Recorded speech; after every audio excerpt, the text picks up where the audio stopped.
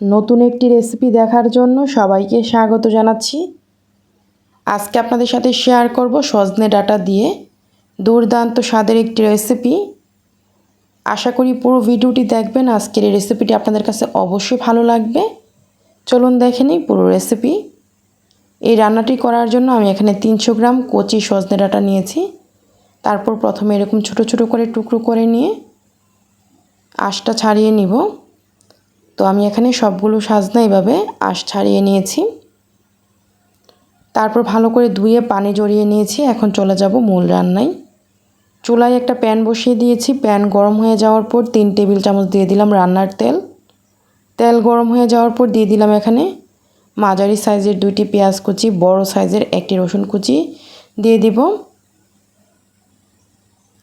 এখন এই পেঁয়াজ রসুনগুলোকে ভেজে নিব খুব সুন্দর একটা কালার আসা পর্যন্ত। চুলার আঁচটা ফুল আঁচেই রেখেছি। কিছুক্ষণ ভেজে নেওয়ার পর যখন খুব সুন্দর একটা কালার চলে এসেছে, ঠিক এইরকম, এর চেয়ে বেশি কিন্তু আর কালার করতে হবে না, ঠিক এরকম একটা কালার আসলেই হবে। তারপর আমি এখানে দিয়ে দিব 1 কাপ মসুর ডাল। আমি ডালটাকে ভালো করে ধুয়ে পানি ঝরিয়ে নিয়েছি। এখন এই ডালটাকে সব কিছুর সাথে ভালো করে নেড়েচেড়ে ভেজে নিব। মসুর ডালটাকে ভেজে নিয়েছি প্রায় 2 মিনিটের মতো। তারপর দিয়ে দিব এখানে লবণ পরিমাণ মতো, দিয়ে দিব এখানে হলুদ গুঁড়া 1 চা চামচ। তারপর হলুদ গুঁড়া আর লবণটাকে নেড়ে ভালো করে মিশিয়ে নিব। আমি এখানে আর কোনো মশলা ব্যবহার করব না, শুধু হলুদ লবণটাই এখানে দিলাম। তারপর এখানে 1টি আলু আমি ছোট ছোট করে টুকরো করে এখানে দিয়ে দিলাম। আলুটা দেওয়ার পর মসুর ডালের সাথে আলুটাকেও কিছুক্ষণ ভেজে নিব। বেশি সময় ভাজবো না, মিনিট খানিক ভেজে নিব চুলার আঁচটা মিডিয়াম আঁচে রেখে। প্রায় মিনিট খানিক ভেজে নিয়েছি। তারপর আমি এখানে দিয়ে দিব সামান্য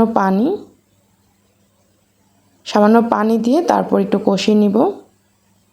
ঢাকনা দিয়ে রেখে দিচ্ছি 2 মিনিট।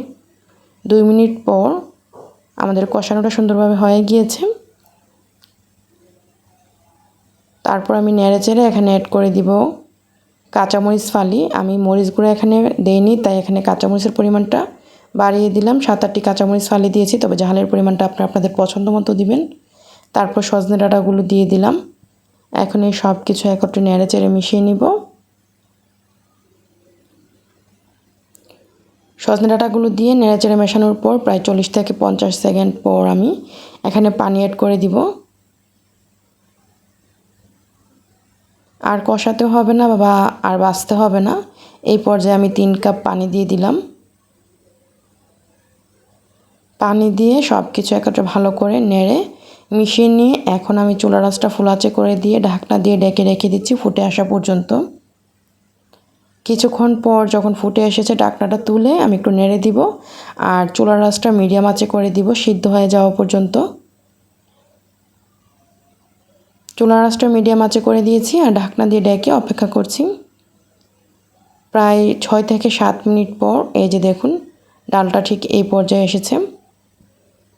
প্রায় 90% কিন্তু সিদ্ধ হয়ে গিয়েছে ডালটা, আর আলু কিন্তু একদম পুরোপুরি সিদ্ধ হয়ে গিয়েছে।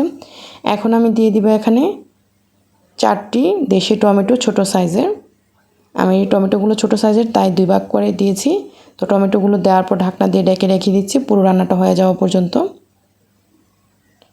আরও 6 থেকে 7 মিনিট পর এই যে দেখুন ডালটা কিন্তু অনেকটা গলে যাচ্ছে, ভালোভাবে সিদ্ধ হয়ে গিয়েছে। সজনে ডাঁটা সব কিছু টমেটো ভালোভাবে সিদ্ধ হয়ে গিয়েছে। এখন আমি দিয়ে দিব এখানে ধনিয়া পাতা কুচি। ধনিয়া পাতা কুচিটা দেওয়ার পর চুলাটা বন্ধ করে দিব। তারপর আমি প্যানটাকে চুলা থেকে নামিয়ে নিব। এই যে দেখুন প্যানটাকে চুলা থেকে নামিয়ে নিয়েছি। আর ঠিক এরকম হবে আমাদের এই সজনে ডাঁটা ডালের চচ্চড়ি। এখন আমি একটা সার্ভিং ডিশে নিয়ে নিব। একটু দেখেই বুঝতে পারছেন কতটা লোভনীয় লাগছে। গরম ভাতের সাথে খেতে কিন্তু অসম্ভব ভালো লাগে এই সজনে ডাঁটার আর ডালের চচ্চড়িটা। রুটি পরোটার সাথেও খেতে ভালো লাগে।